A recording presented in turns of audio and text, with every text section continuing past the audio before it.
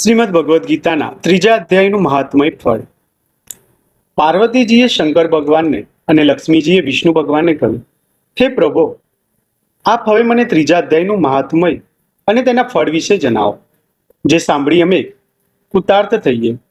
આથી કરીને શંકર ભગવાને પાર્વતીજીને કહ્યું, વિષ્ણુ ભગવાને લક્ષ્મીજીને આ કથા કહી હતી તે તું સાંભળ. કૌશિક વંશમાં જળ નામનો એક બ્રાહ્મણ થયો. તે વેદશાસ્ત્ર જાણનાર હોવા છતાં પોતાના કર્મે કરી અધોગતિ પામ્યો હતો. તેને અનેક પ્રકારના વેપાર દ્વારા પુષ્કળ ધન એકઠું કર્યું હતું. તેને પોતાના ધનનો સદુપયોગ ન કરતા દુરુપયોગ કરવા માંડ્યો.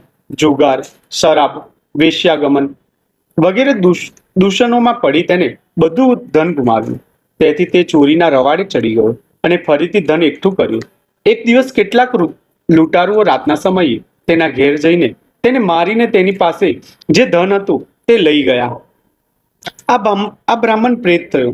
તે પ્રેત યોનિમાં તેને કર્મ અનુસાર ઘણો દુઃખી થયો. આ બ્રાહ્મણને મોહ નામનો એક પુત્ર હતો. તે વેપાર અર્થે પરદેશ ગયો હતો. જ્યારે તે પોતાના ગામ પાછો આવ્યો ત્યારે તે પોતાના પિતાના મૃત્યુના સમાચાર જાણી દુઃખી થયો. તેને તેના પિતાની ઉત્તર ક્રિયા કરી. ઉત્તર ક્રિયા કરવા છતાં તેના પિતાનો પ્રેત યોનિમાં ઉદ્ધાર ન થયો. એક દિવસે મોહને ત્યાં તેનો એક મિત્ર બહાર ગામથી આવ્યો.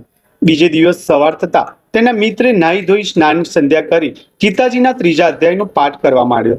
આ જ સમયે પેલા બ્રાહ્મણને પ્રેત યોનિમાં ઉદ્ધાર થયો. તેને માટે એક સુંદર વિમાન આવ્યું અને તે વિમાનમાં બેસવા ગયો ત્યારે અપ્સરાઓ તેનું સ્વાગત કર્યું.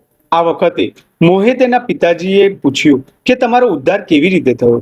ત્યારે તેના પિતાજીએ કહ્યું કે તારા મિત્રને ગીતાજીના 3જા અધ્યાયનો પાઠ કરવાથી તે સાંભળતા મારો ઉદ્ધાર થયો. છતાં તને એક કામ સોંપું છું. મારો ભાઈ અને આપણા પૂર્વજોએ હજી નરકનું દુઃખ ભોગવે છે.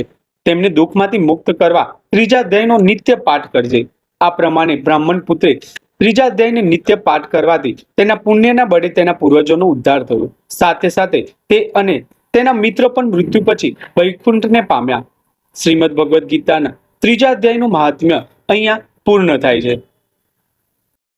જો આજની કથાએ તમને પ્રેરણા આપી હોય તો વિડીયોને લાઈક કરો અને યથાર્થ જ્યેષ્ઠ વાણી પરિવારનો ભાગ બનવા માટે હમણાં જ સબસ્ક્રાઇબ કરો. તમારું એક સબસ્ક્રાઇબ અમને વધુ પ્રેરણાદાયક કથાઓ લાવવા માટે શક્તિ આપે છે.